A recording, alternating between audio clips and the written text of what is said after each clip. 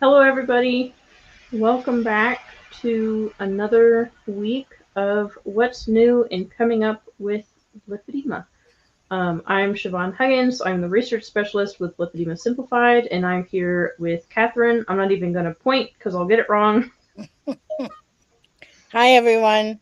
And this is, um, so we're taping this Friday late afternoon of a holiday weekend. And so many of us celebrate Easter. So I imagine if I wasn't here, I would be running around doing Easter baskets or Mm-hmm. something like that, or doing the eggs, decorating eggs, so. Um, so we're doing this even though there's all the Easter stuff going on all around us and Passover. Mm-hmm. Easter and Passover the same weekend this year.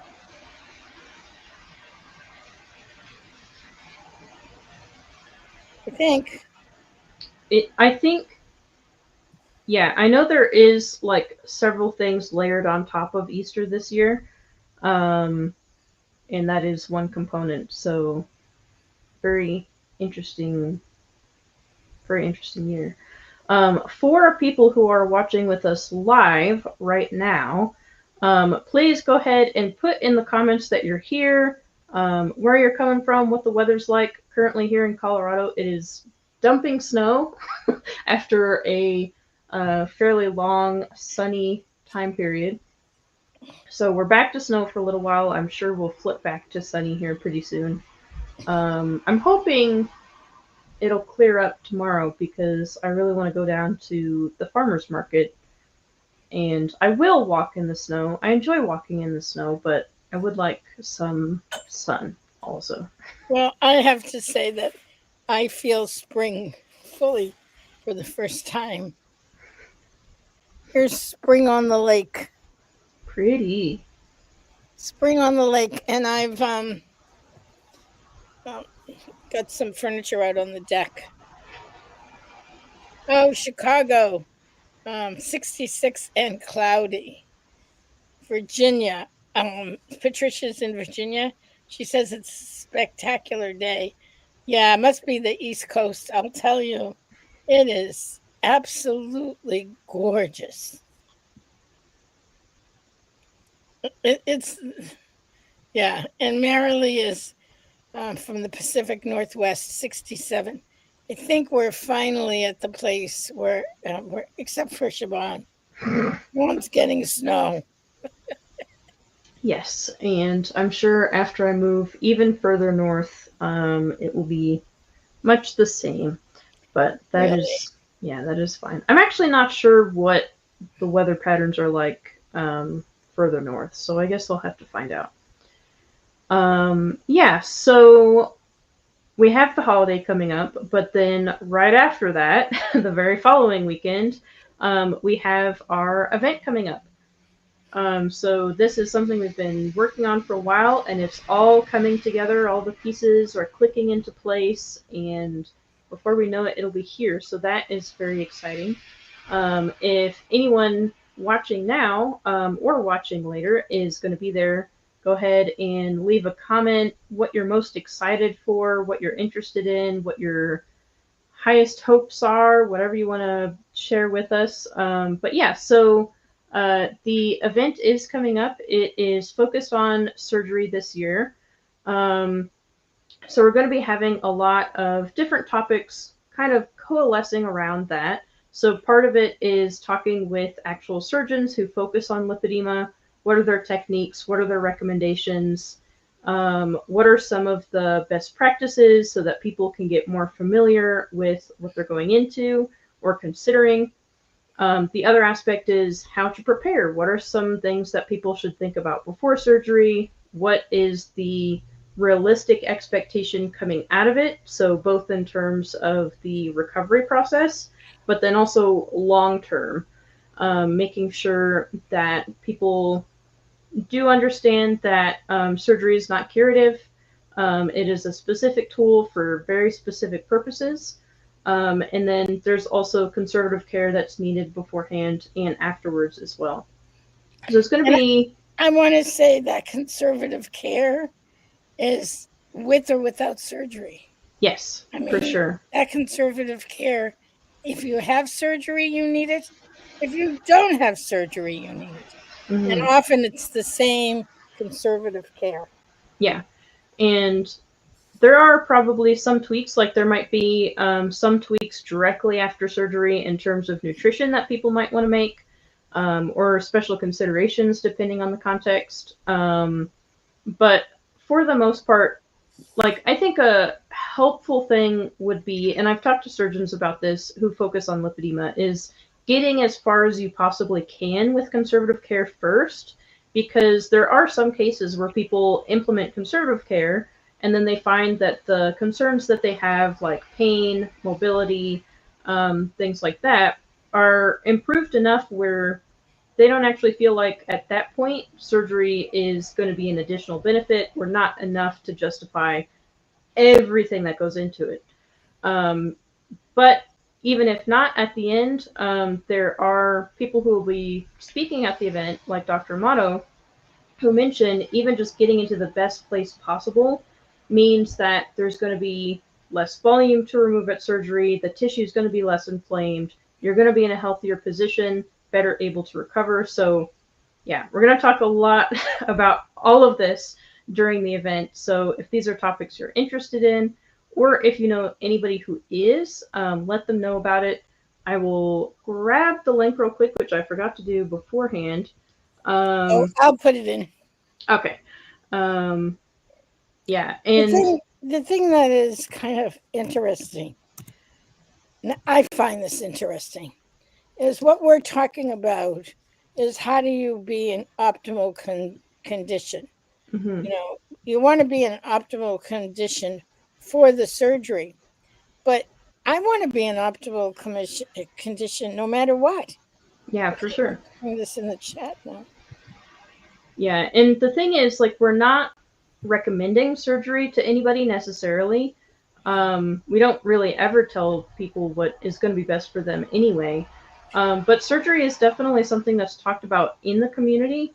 And to that end, like the best quality information needs to be available and preferably all in one place. So, to be clear, we have a ton of people in the community who have either not gotten surgery, aren't considering surgery, don't feel like it's on the path for them. I'm one of those people for now. I am open to the possibility that might change in the future, but for right now, I'm just doing conservative care. I feel really good doing that. I'm mobile, I'm active, I can walk as much as I want, I can lift weights, I feel good, I'm not in pain. So, all of those are like on my checklist of things that are important to me. But we do also acknowledge that there are other people who do feel like it might be on their path or they're not sure yet. And we're trying to do is get information to those people so that they can kind of digest it, sit with it for a while, and see what they're feeling like one way or the other. But we support people regardless of which path they take. And yeah, like most days out of the year, most of our time is spent talking about conservative care, nutrition, compression therapy, MLD, all of this other stuff. But yeah, we wanted to talk about this for a little bit because it's worth talking about. And Julie mentioned she's popping in for a few minutes between lessons. I'm not a candidate for surgery. Absolutely. And that's another group worth mentioning is maybe they would be interested if they could, but they're not a good candidate for one reason or another. And that we definitely have a lot of those people in the community too. So there's not like one case applying to everybody across the board. And I want to pick up on that because I'm not only not a candidate, you couldn't pay me enough money at this point to have a surgery. Having had my own bout with surgeries.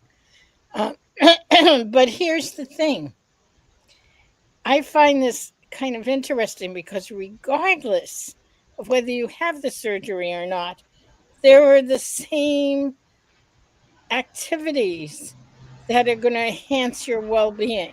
Mm-hmm. Now, one of the reasons to enhance your well being is to make the surgery easier. It's also to live a life that can be filled with a kind of robust, energetic engagement. Yeah.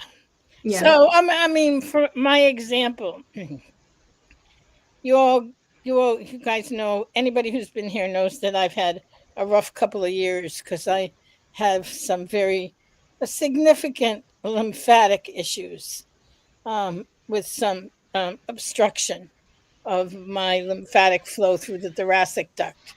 Anyway, yada, yada, yada. It's been a long recovery process, but I have lost stamina. My mobility is severely impaired. And there's one thing that helps it, and it's the pool. I haven't been able to get to the pool partly because I'm actually in physical therapy several days a week. So I'm winding down on physical therapy with the idea that going to the pool, I'm going to start with like twice a week, and we'll see what that does. But it's really staying engaged. Yeah, I would agree. So it is kind of a funny position because, like you said, nobody could pay you enough to get surgery. I'm not interested at this point in my life, and we're holding a entire weekend event on it. But the reason for that is because of the community. So we talk about things that the community wants to talk about, and this is one of those topics. So yeah, if you are interested, and personally, I am also interested in the information, at least so that I can talk to other people in the community who have questions and just build up that knowledge base for myself so I can better address them and talk about it a little bit more confidently. I learned a lot at Potsdam, the World Lipedema Congress, learned a lot about surgery there, but I have no doubt I will learn a lot more this upcoming, the weekend after next, I should say. There's this, I just think this is interesting, and I'm going to talk about it here. I'm probably also going to talk about it next weekend. But there's this impulse to try and remove the diseased fat. I remember people always asking me that. Well, does liposuction remove the lipedema fat?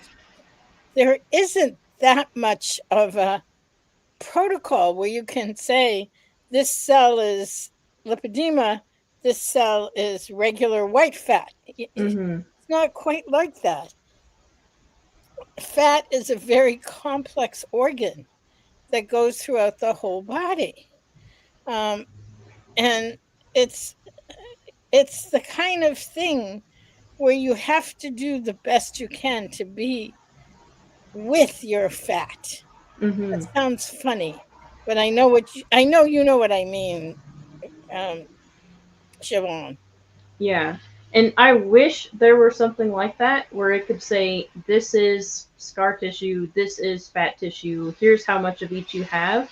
Because for me, using conservative therapy, one thing I'm trying to do is maintain weight, prevent excessive fat gain, all of this stuff. And like to that end, I do have excess tissue, but how much of it is fat and how much of it is scar tissue, for example, I have no idea. So one thing I go off of is waist measurements, but I also have excess tissue on my arms, on my lower abdomen, on my legs. How much of that is something that can be addressed with lifestyle? I don't know. So it's kind of flying blind in that regard. I keep a close eye on my metabolic health at least, but still, it would be nice to know in more detail what's actually going on. Laura asks a great question about how long she recently got diagnosed or discovered lipedema. And so she does all the right things. She exercises, she lifts weights. What about compression and its effects? How long should we wear it daily? Thank you so much for all that you do. You're welcome. uh, um, the thing about the thing about compression is that it's part of an overall protocol. It's not all of it. So compression often goes hand in hand with manual lymph drainage. So A manual lymph specialist can reduce the volume of swelling, but in order to sustain it, that's the purpose of compression. So I know that the best way, let me see, the answer to your question is it depends on what you're doing and how you're doing it. And the best person to work that out with is your CLT, your certified lymphedema therapist, which is who you should be seeing. Um, I know that I used to wear mine 23 hours a day, and then I stopped. When I was, coached to not wear it during the night while I was sleeping. While I was sleeping, you're not getting the exercise you're getting when you're awake, obviously. That should seem obvious. But so the lymphatic system is different. Yeah, and there is specialized compression for nighttime. It's a much thicker material, so it doesn't bunch up or anything like that. But I think a lot of people do skip compression during the nighttime. Hmm. In terms of what symptoms people use it for, in the surveys and research that's available, they've asked people that exact question.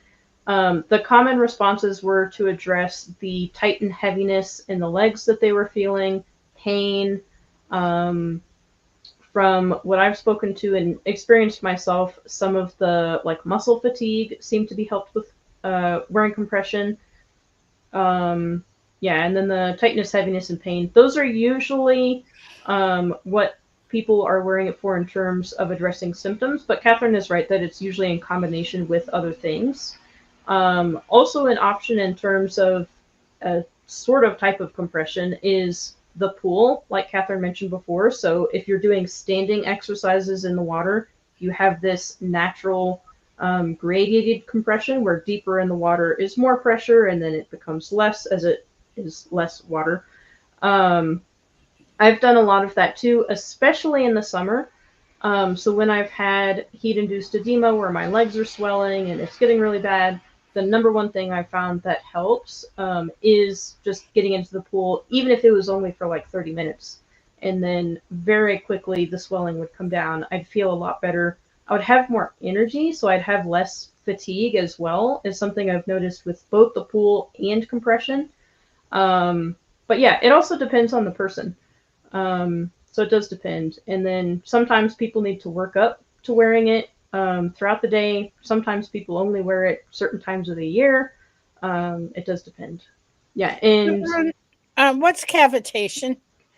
I am gonna give the most scientific answer, which is I don't actually know. um, so I've heard it pop up in discussion. I've seen papers talking about it, but I haven't read them in depth. Like I was looking for information on something else and saw them and was like, "Oh, that's interesting," and then haven't gotten to it yet. um, so yeah, I don't actually know. It is something I have bookmarked to look into. I can also I'm Googling it in the background. I have a suspicion I think I kind of know what it's talking about. A non invasive fat reduction technique.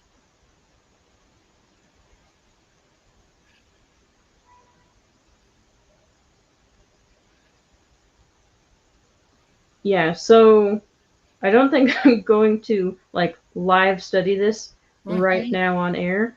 Um, but yeah, so I have heard of ultrasound cavitation. I don't strictly know what it is. I know it exists. That's about the extent of my knowledge.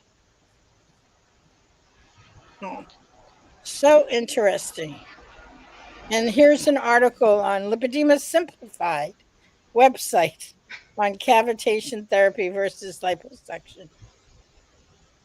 Yeah, I know there have been a few papers on it for sure. Yeah. We'll find out more. And if you know more, you can offer it as well. Yeah, Uh, who left that? Chicago gal. Chicago gal. Yeah. When you find out more, come back and let us know. Mm-hmm. And Diana said, "Where can I find really big wraps or compression sleeves?" There are a number of compression companies, and you can go to the compression companies directly, or there is a compression company that carries many different brands, and that is called Lymphedema Products. Lymphedema Products. They're based out of New Jersey here in the US, and they have um, the wraps. Faro makes wraps. Medi makes wraps. There's a number of different companies that make the wraps with Velcro. Yeah, and again, this is another thing where working with a certified lymphedema therapist can be really helpful because they can help you get fitted in a lot of cases. So some of these things can be expensive, and in that case, you might not necessarily want to buy and then find out it doesn't fit, or maybe you're not sure how to put it on. So working with somebody can be really helpful there. And I think there are medical garment fitters that exist. I don't Yes. know what they're called, but I know I've heard people mention them. Yeah, medical garment fitters. Yeah, so that might be an option if you don't have a therapist yet, or you don't have one near you, or things like that. So we're coming to the close, and but here's something so good, I can't let it go. I've heard that keto low carb diets are very beneficial for lipedema. Thoughts? We could spend the next hour on that. Yes, we talk a lot about nutrition and lipedema through most of the year, I would say. I've been on a ketogenic diet for I think it's yeah, coming up on 9 years. Later in the year it'll be 9 years. I've found it very beneficial. We have a lot of people in our community who have benefited tremendously. Typically, again, in conjunction with other things like compression and MLD and things like that. But it's very interesting actually because I have spent a lot of time in the metabolic health and obesity space, and there's a lot of argumentation over what the best thing is for obesity. Is it calorie restriction? Is it ketogenic diets? Is it low carb diets? Does it matter? With lipedema, especially at the World Lipedema Congress, it was pretty well accepted that ketogenic diets are very well established for management of lipedema. So Siobhan, give a definition for people. There's low carb and there's keto, and tell them what the difference is, because it's really only a matter of the grams. yes, so it's very important when someone mentions low carb to look at what they're actually saying because sometimes in research, for example, it'll be defined as anything less than 50% of calories coming from carbs. That is not what we're talking about. You could eat Subway sandwiches and pizza even with under 30%. Um, so what we're talking about is generally the community definition of low carb is below 130 grams of carbs per day. And then a ketogenic diet is a lower carb version of low carb that is so low carb it results in production of ketones by the body, which is why it's called ketogenic. So ketogenic, there is actually a paper out now defining it, but it is typically considered under 50 grams of carbs per day is a ketogenic diet, and then protein can stay the same amount, might go up, might go down, depends on what they were doing before. Somewhere between 10 and 30% of calories generally from protein. And then the rest fat. So fat to satiation or to your own goals, whatever you need. It's very customizable, but it's So low carb. let's be clear. We're talking low carb that can be 20 grams or below a day. Mm-hmm. That is enough to fill a thimble. It is so few carbs. Yes. So it does depend on what you're eating. So if you're eating bread, that might be like this much bread. But if you're eating something like broccoli, it could be like 2 cups of broccoli in a day, um, or more than that. I haven't done the math in a long time. I don't usually eat broccoli. Not that But I would know about this, but if you had a piece of cake for Passover, Passover has a special cake, oh, I did not eggless know that. cake. Yeah, eggless cake that uh, one would like to think is low carb, but it probably has enough carbs to last for a few months. Yeah. So it is a some people call it a therapeutic carbohydrate restricted diet. The reason that people do it are not just for weight loss. Some people do experience weight loss from their waist, sometimes in their thighs, not generally to normalization, although it probably depends on the person. But generally to address pain, that is one of the commonalities between pretty much every study on ketogenic diets for lipedema. But also in terms of the sensations of swelling, the tightness, the heaviness, um, sensitivity in the limbs, weight management long term, and overall metabolic health and health as well. So, yes, it is something we talk about a lot, but for very, very good reason. Um, yeah, there's over a dozen different studies on ketogenic and low carb diets for lipedema. Um, yeah. So the thing about Passover is you can't have leavened flour. Mm, So you can't have wheat. So most cakes you need to have almond flour or which is getting on to being close to keto, but it really isn't. I just have to say it really isn't keto. yeah, I would guess there is sugar and all sorts of stuff in there. But in any case, I'm sure there's like a low carb version of like a Passover cake. I would not be surprised. Yeah, but I got a piece of Passover cake. I ate it. This is my confession of the holiday. Well, you're not going to get any judgment from me, so So good. Well, I think we've come to um, our time for today. Well, have a wonderful holiday if you celebrate Passover, if you celebrate Easter, if you celebrate nothing, if you celebrate, weekends. yeah, weekends are um, there's a special word for celebrating spring, and I can't remember it. Whatever it is, may you have a really blessed weekend. Absolutely. And we won't be seeing you guys next week because we'll be having the event. But for those of you who will be at the event, we'll see you there. And if not, we'll see you the week after next. Oh, yeah, one more time. Here's the link for the event. Um, this is it, you guys. And honestly, this is an amazing, amazing um, group of experts and speakers. You just don't want to miss it. Even Mm-hmm. if you're not going to have surgery, you'll learn so much. So, all right. Well, Siobhan, have a wonderful weekend and a wonderful holiday.